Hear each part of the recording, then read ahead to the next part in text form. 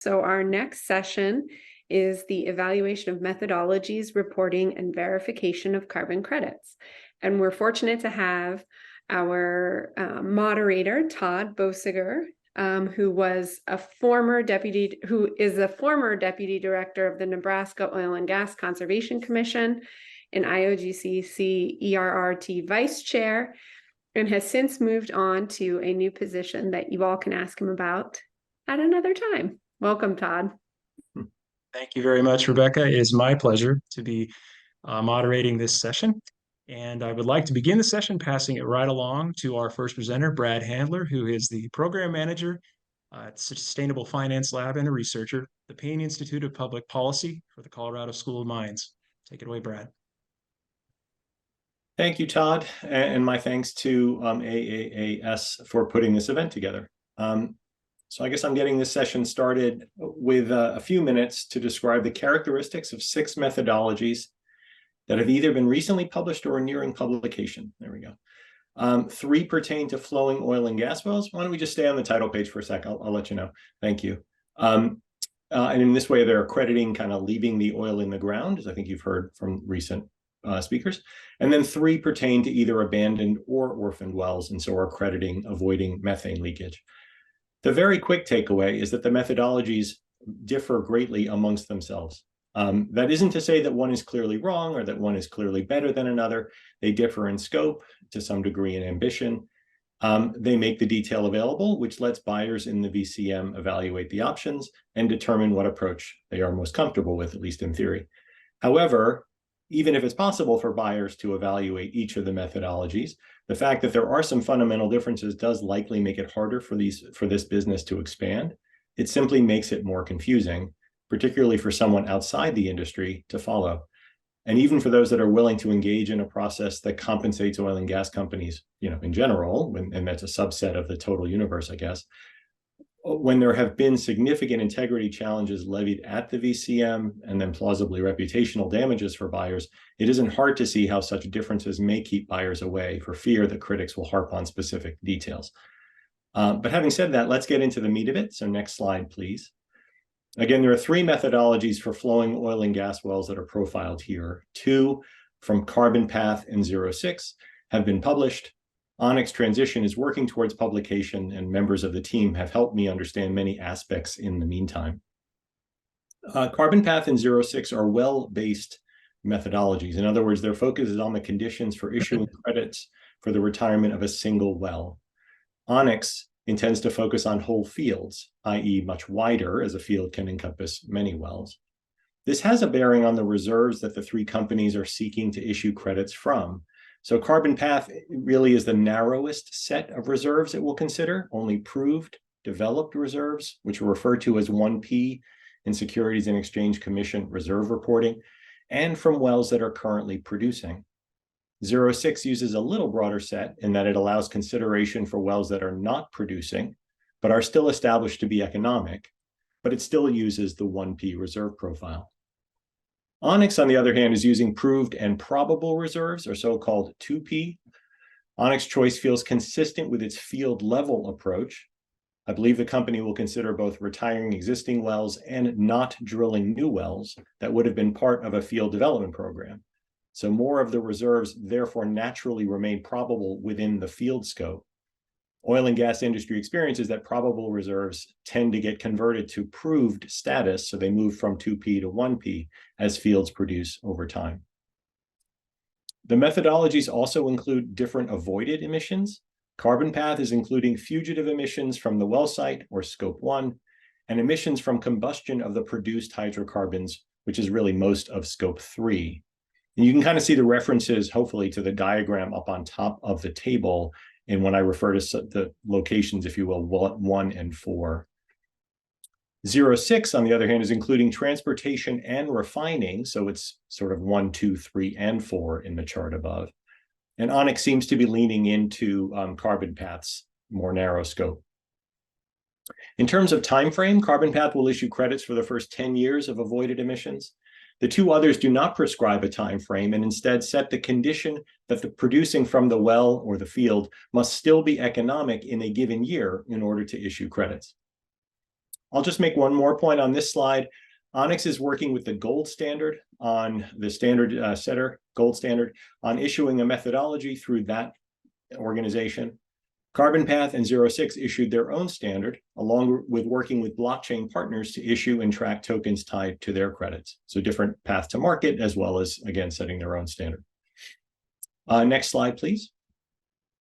So on this slide, I tried to highlight specific crediting integrity items.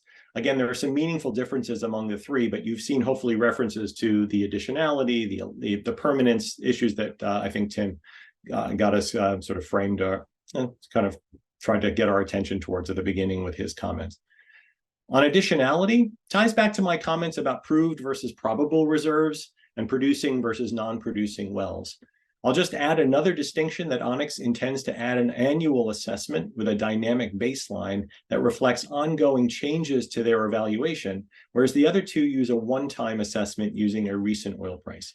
In other words, I think Onyx intends to add an assessment based on the oil price every year.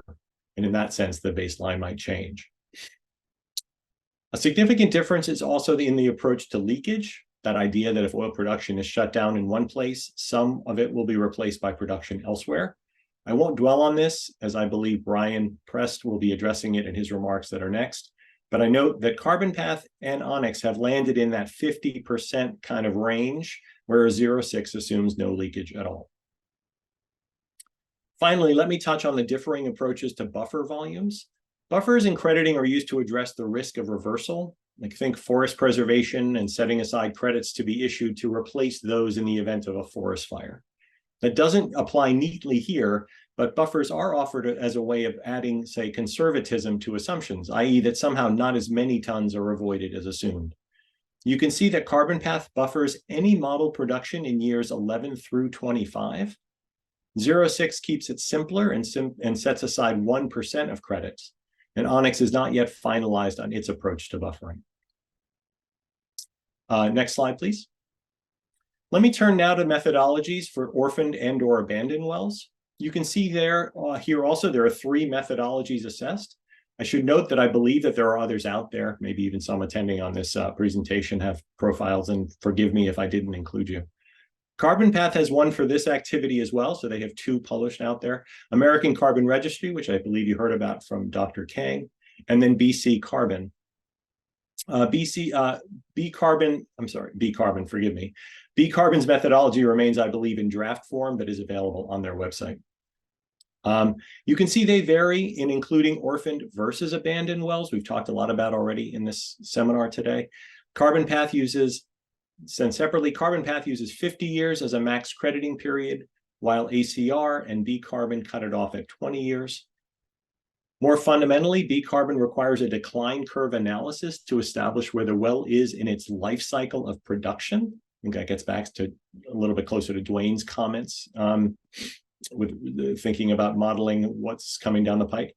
It also employs a probability assessment of if and how much the well might leak going forward. In contrast, Carbon Path and the ACR methodologies effectively assume that methane leaks from abandoned wells are constant. That assumption is based on numerous studies of older abandoned wells, and you've heard about that again in the previous session. B Carbon's methodology seems to be considering younger wells that may still have some life in them, even though they have been abandoned. Carbon Path and ACR registries are converting leaked methane to CO2 equivalent on a 100-year basis for global warming potential, while B Carbon intends to use a 20-year basis. I don't think we've talked about that in the seminar yet. All else equal, though, as many of you are probably familiar, B Carbon's methodology would issue 3 times, a little bit more than 3 times the credits of the other 2, simply by that choice. And finally, as explanation of the rightmost column, ACR and B Carbon deduct from issued credits the emissions associated with the P&A project itself. In other words, what the equipment will burn in diesel, for example, as part of the operations. Carbon Path does not. So there you go. There's a pretty quick summary of the 6. And with that, Todd, I will turn it back to you. Thank you very much. Thank you very much, Brad, for the specificity and the breakout of those matrix. With that, we'd like to move on to our next presenter, Brian Prest, who's a fellow with RFF, which is Resources for the Future. Brian? Hi, thanks, Todd, and thanks, Brad, for that teeing up of the different methodologies. I'm Brian Prest. I'm an economist. I'm a fellow with Resources for the Future, or RFF. And I'm going to dive into a specific issue that has come up several times so far, which is the issue around leakage. And per TJ's earlier comments about the potential confusion between methane leakage and leakage in terms of substitute production, I'm really focusing on the latter topic in this talk. But first, I just want to give you a little bit of background on RFF, if you're not familiar with us. RFF is a nonprofit research institution based in Washington, D.C. We were established in 1952 as the first think tank to get dedicated exclusively to environmental and natural resource issues. We are environmental economists by and large. Our mission is to improve environmental, energy, and natural resource decisions, and we do that through impartial economic research and policy engagement. And I'm going to be talking to you about some recent work alluded to by TJ earlier with the folks at RMI on this question of leakage. Next slide. So if there's one key message you take away from my remarks, it's that supply and demand ultimately drive oil markets. If you've taken Economics 101, you've seen a diagram like this before, where the equilibrium amount and price of a commodity like oil is driven by the intersection between supply and demand. So here we have downward sloping demand curve for oil and upward sloping supply curve, and their intersection gives the amount of oil consumed on the market. So the question about retiring or early retirement of oil assets is, well, what does that mean? It means we're going to be shifting that supply curve around. And so we can think about very basic economics about what does that mean for total amount of oil consumed. Advance the slide and we'll see exactly how that works. If we're going to shift in the supply curve by taking some supply off the market, that's going to lead to a new equilibrium. We're going to have a little bit higher price of oil, a little bit less consumption of oil. The horizontal distance at the bottom in brown is the amount of oil that is being curtailed, say it's a barrel. And what you're seeing here is that the area indicated by the green horizontal area is the net reduction in oil consumption. And it's not one for one with the amount curtailed exactly because of the leakage issue, is that some fraction of that barrel taken off is resupplied elsewhere, is indicated by the red area. So what we're seeing is that taking supply off the market is going to reduce the amount of oil consumed, but it's going to be less than one for one. And further, that fraction that's resupplied is going to depend on the relative slopes of the supply and demand curves. Can you advance the slide? Yep, thank you. So ultimately, you can derive a very simple formula with a very general economic model that says the net effect of this action on greenhouse gas emissions is going to just depend on three numbers. So the first one is the emissions intensity, lifetime emissions intensity of the barrel of curtailed supply. That's the brown E term, the emissions intensity for E. And that's offset by the emissions from the leaked barrels. So what fraction is leaked? That's L times the amount, the carbon intensity of that leaked supply on average. So if we're trying to quantify the impact, we just need to put some numbers on these. And importantly, leakage is not 100%, but even if it was 100%, you could still have a net emissions reduction if the supply you're taking off the market has a higher carbon intensity than the replacement supply. So in a recent paper with TJ, as well as Harrison Fell of NC State and Debbie Gordon of RMI, we combined RMI's great field level data on the emissions intensity of various crudes around the world. Those are the E terms in that equation. And so I'm showing you just the RMI data here, stacked up from least emissive to most emissive on life cycle terms. And you can see this variation. So if you're shutting in, say, the kind of dirtiest, highest emissive crude oils, like Canadian oil sands that are high up on this stack, and if it's being resupplied to some extent, of some fraction of that, by something that's less emissive, then you can clearly see that this is a net. This leads to a net reduction in greenhouse gas emissions by taking the most emissive barrels off the market. So we can draw on that data to get estimates of those two emissions intensity terms in that equation, and then combine that with the economics. the next slide shows that there's the amount of leakage depends exactly on the slope of supply and demand curves. That's a general result. It doesn't depend on that very simple stylized model with straight lines for supply and demand. And those slopes, also known as supply elasticities, demand elasticities, are well studied in the literature. And so we can look to peer-reviewed empirical economic research on the functioning of oil markets for understanding those supply and demand elasticities. So we've done that, and we've done kind of uncertainty analysis, embrace the uncertainty, come to and can do a central estimate of leakage of around 60%. That's the histogram shown on the right-hand side with a central value of a little bit less than 60%. But of course, there's uncertainty around that. And so when we combine those together, the estimates of the leakage rates, as well as the relative carbon intensities of the thing that the asset being curtailed and the potential source of replacement supply, you can get estimates for the net emissions reductions per barrel curtailed. That's shown on the next slide. So this is a table showing where the rows are showing the source of curtailed supply and accounting for its emissions intensity. Say if we're curtailing oil sands that have a higher emissions intensity, we'd expect larger reductions in emissions on net. And the columns are the potential sources of replacement supply. And we've done a full uncertainty analysis and Monte Carlo analysis, and what the numbers here are showing the expected reductions. So there's uncertainty around each of these components, but this is just showing on average the net reductions in CO2 in kilograms per barrel of oil equivalent under each of these kind of combinations of curtailed and substitute sources of supply. And I don't want to focus too much on the specific numbers, but the result is that regardless of the curtailed source and the substitute source, we're finding that on average, we should expect emissions reductions regardless of the source, but the magnitude, of course, will differ based on the rows and columns here. So the combined evidence suggests that we should expect substantial net reductions in CO2 emissions from curtailed supply, although it's substantially smaller than the gross amount one would expect if one ignored the leakage issue. So we can move on to the next slide, and I'll just sum up that oil is a commodity, and like any other commodity, follows the rules of supply and demand. The consequence of that is that leakage is not 100%, even though many seem to believe it is.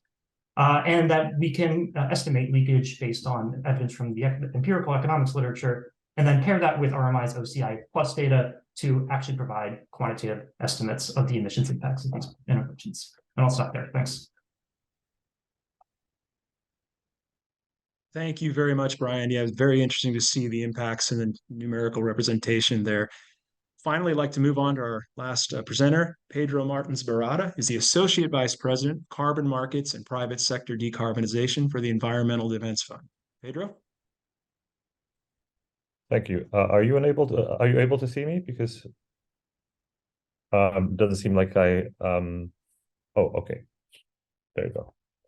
So thank you first of all for the invitation to present.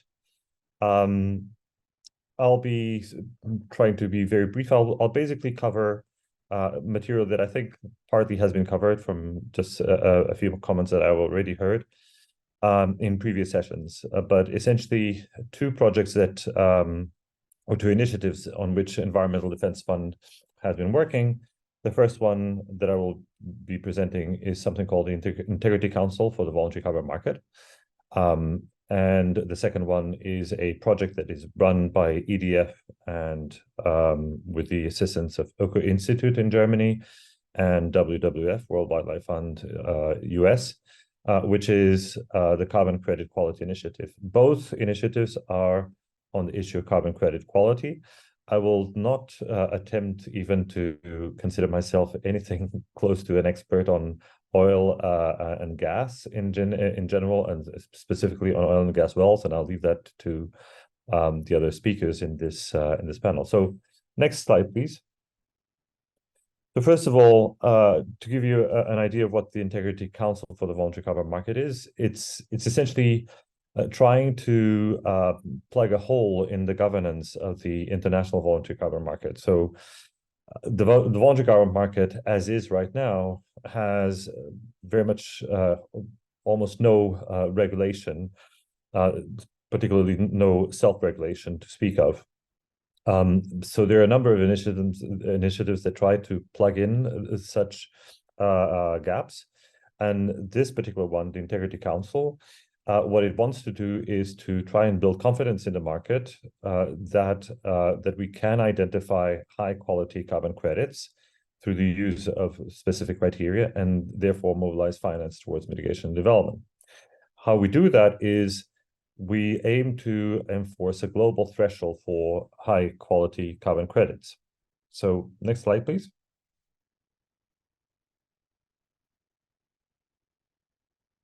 So we've grouped our core principles, core carbon principles, into three areas, essentially around governance of the standard setting bodies in the voluntary carbon market, the sustainable development impact of the different types of carbon credits, and the emissions impact that includes what I presume has already been spoken about: additionality, permanence, and obviously the robustness of the quantification protocols.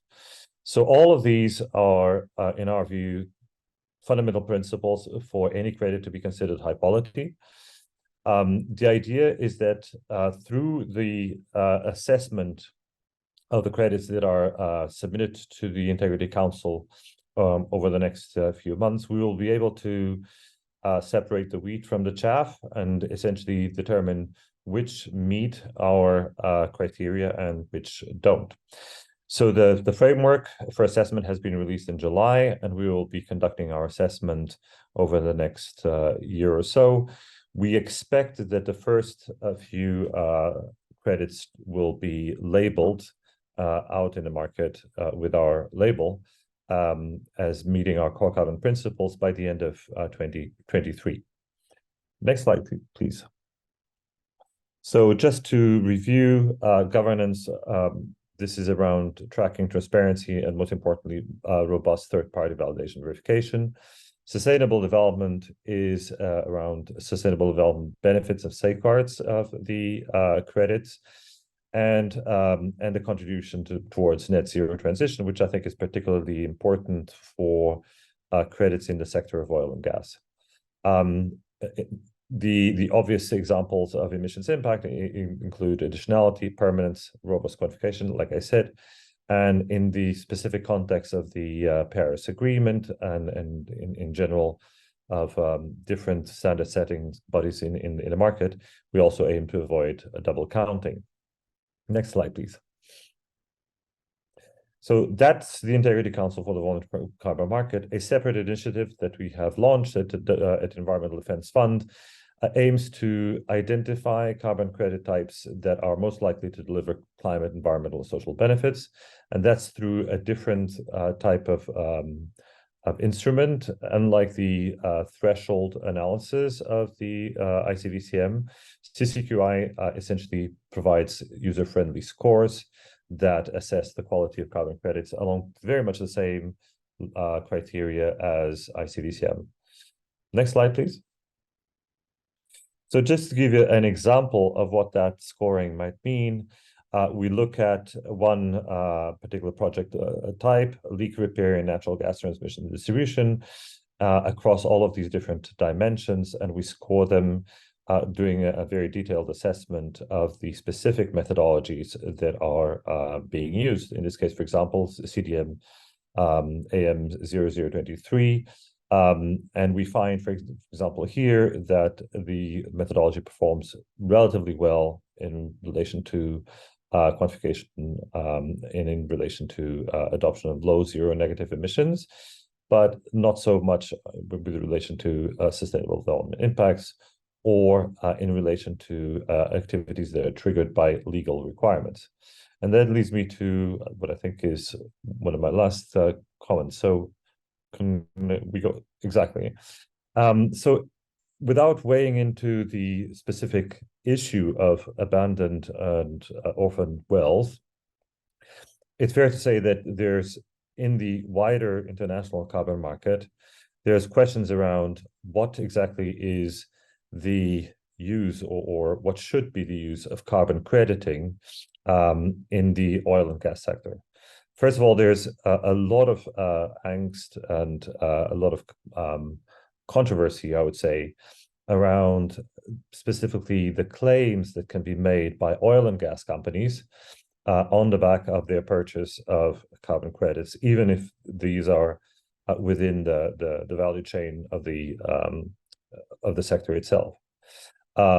Overall, in the carbon market, the carbon market tends to value project types that are deemed to have a higher sustainable development benefits. There are, like I said, issues around the claim side, but there's also questions around additionality. And in particular, just to mention the two frameworks that I've mentioned, both CCQY and ICVCM, make it as an imperative that any legal requirement, for example, in existence that forces or mandates a certain activity, immediately disqualifies that activity from being considered as additional.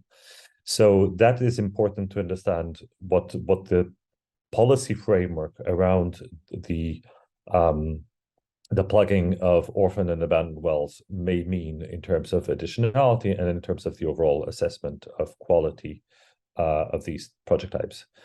And I think next slide, please. With that, I'm happy to get your views or comments on the presentation and to follow up later on. Thank you. Thank you very much, Pedro. Yeah, we'll just take a little bit here for some questions and answers. We're seeing a couple come up into the feed, but do have an initial question that I would direct in your direction, Pedro. It is if you could discuss, potential trust issues that may emerge or exist from or in stakeholders regarding carbon credit methodologies. So I kind of hinted at that in my presentation. Having been a carbon market expert for many years, and now in the last 2 years weighing in a lot on voluntary carbon market issues, I think it's fair to say that the voluntary carbon market right now is facing a very much a credibility test, and that's in fact the reason why so many organizations have tried to put together the Integrity Council for the Voluntary Carbon Market. And there are market issues or trust issues on two sides, as I see it, or actually three. One is trust in relation to claims that companies make. So it's becoming more and more untenable in many jurisdictions, for example, for thinking in particular of oil and gas companies, for oil and gas companies to make claims about a product saying, drive carbon neutral by using my gasoline, which is a specific brand in Europe, has actually been forbidden from taking that claim. So that's a claim side, the demand side. There's a lot of issues of trust in relation to the supply side from various corners, issues with relation to human rights, property rights, but also in many cases, the contractual relationships between the standards, the project developers and the buyers are not clear. And so you have many accusations and many reports of people feel, call it carbon swindlers or carbon cowboys, as they're called in the literature. And finally, there's an issue of lack of transparency because all of the market is voluntary and over the counter around the pricing and the benefits that accrue from carbon crediting. So lots of things. Have to say we have these initiatives in place, and we hope to address a large number of these through these initiatives. And I only spoke about the ICVCM, but there are at least 2 or 3 other initiatives that are aiming to correct this perception. Thank you for that.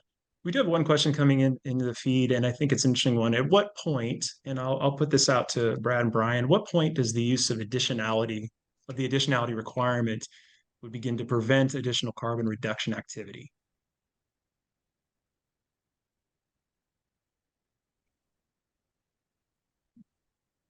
Just to clarify on the question, is the idea that additionality requirements may be so stringent that things that are actually additional may be classified as non-additional, and so therefore, is that the idea? That's how I'm understanding it. Yes. Brad, do you have thoughts on Right. I was trying to, thank you for trying to clarify. I was trying to think about how I would approach the answer. I do think, hopefully this addresses it. I mean, I do think there is, some of what you see in the methodology, some of what I think the oil and gas industry understands is there's this kind of like, there's like reality, and then there's stuff that on paper wouldn't qualify as additionality, right? So let's think about a well not being economic to continue to run. On paper, you see the math, you see rising maintenance costs, you see declining production, and therefore the math doesn't quite work. But in reality, wells continue to run. And I think maybe it was Dwayne in the previous session that kind of just said operators put off plugging wells and are allowed to do so because often the regulatory oversight is quite lax. And so they are, even though you've fallen off the map, if you will, from a paper additionality standpoint, reality suggests that it's very much additional because that's what happens every day in the industry. So I'm not sure that's maybe it's almost backwarding into the question, but I feel like that's a risk that we almost put assumptions that things are working the way they're supposed to work, when in fact reality suggests that they're not, in which case we would have gotten in the way of real carbon reduction. Thank you for that. Yes. If I just weigh in on this. So most regulatory frameworks for crediting assume what we call regulatory additionality. So if something is mandated, then you should assume that the legislation is being enforced. But in many cases, we have had programs like the Clean Development Mechanism where the argument has been made, well, the law may be in the books, but it's not currently enforced. Therefore, just as Brad was saying, we should consider it the activity still as additional. There are questions about what that does in terms of does that create the right incentive for regulation over the long run? That's the first comment I would make, and that in itself becomes problematic in terms of this relationship between what we want regulators to take on and what is the, let's say, the purview of carbon credits. That also is problematic, I would also say, from a demand side perspective, if companies that are using these credits are seen as taking advantage, but it's way of what is basically lax regulation or lax enforcement. So there's a soft spot and a very kind of a dance that we have to make between very stringent additionality requirements and less stringent additionality requirements. Final comment, and sorry to take so long. This becomes a very big issue, I would say, from an NGO perspective, if the assumption is that the use of that credit is going to be used for a claim that is around offsetting, compensating. So to use a non-additional credit in a situation where somebody is claiming that they have offset their own emissions makes it, let's say, more of a sin than otherwise. So that's why, for instance, in some organizations have been looking at different use purposes for credits like these, which would be around making sure that we are contributing to this type of activity without claiming anything around the reductions that have been incentivized by that. Thank you. Thank you. Yeah, and then there's a question in the feed here that might be interesting to answer for some clarity too. And the person's asked, who do you expect will receive money from credits for abandoned and orphan wells? The landowner, the government, mineral rights holder, the oil and gas lease owner, someone else?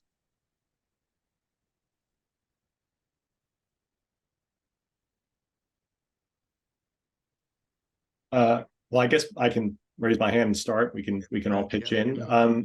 The traditional model you're seeing is that companies like a Carbon Path or like a 06 or like a Zafiro or a Rebellion Energy Solutions on the orphan well side. I mean, these are in a sense independent entities that are trying to buy the wells off of an existing operator with the intent to retire them or plug them and issue credits. So their entire business model is framed around this activity.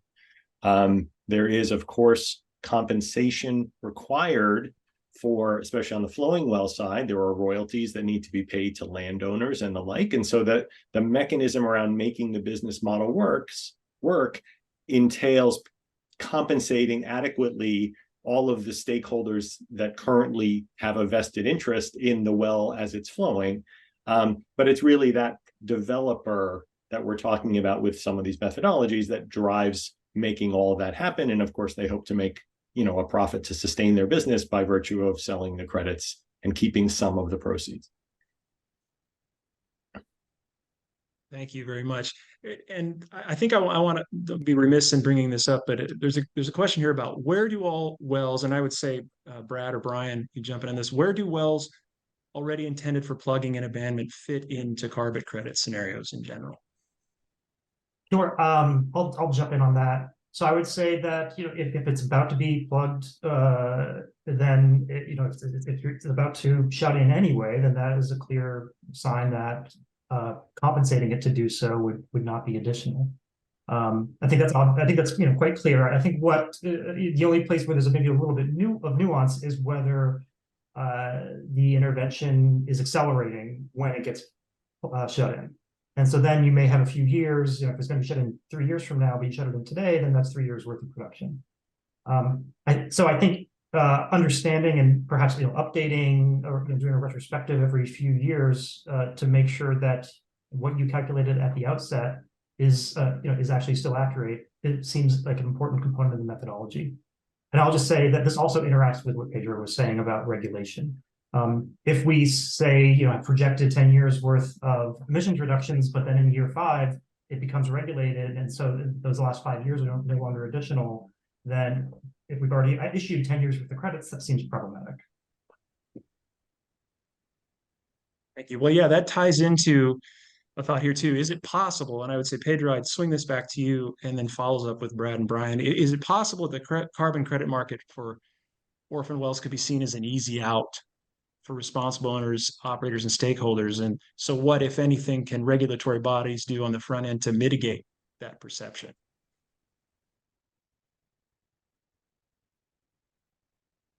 Well, I would say what regulators ought to do, if they're not doing it already, is clarifying clearly what the relative scope of carbon credits within the mix of policies that are put in place, so that you don't have this gray area, if you want, between what's been regulated and what's available for the carbon crediting market, right? Additionally, I would say there are things around, especially when it's not so clear-cut regulation versus carbon credits, but for instance, subsidy schemes, and using those subsidy schemes on top of revenue of carbon credit or on top of expected revenue for carbon credits. That may be sometimes very complicated in terms of assessing what exactly we're trying to do with the carbon crediting scheme. And there's plenty of evidence from other parts of the carbon crediting market where, for example, to give you a very famous example internationally, at some time around 2009, 2010, 95% of the wind power boom in China was similarly clean development mechanism projects. But each of those projects was predicated on the fact that they were not receiving, or that the baseline was that there was no subsidy involved in their promotion. So you had this very strange situation where the Chinese government, or parts of the Chinese government, I would say, actually decreased their subsidy because of the availability of international carbon finance, which then puts into question exactly what was happening in terms of the additionality of those wind power projects.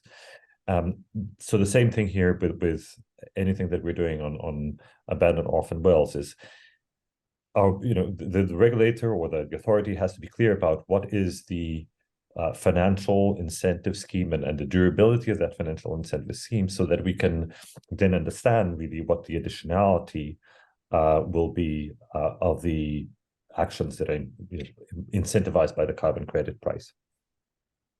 Well, thank you. And we're going to have to cut it off here. Brad, Brian, Pedro, thank you so much for your time today. And I will hand this back off. And thank you for everyone joining this session.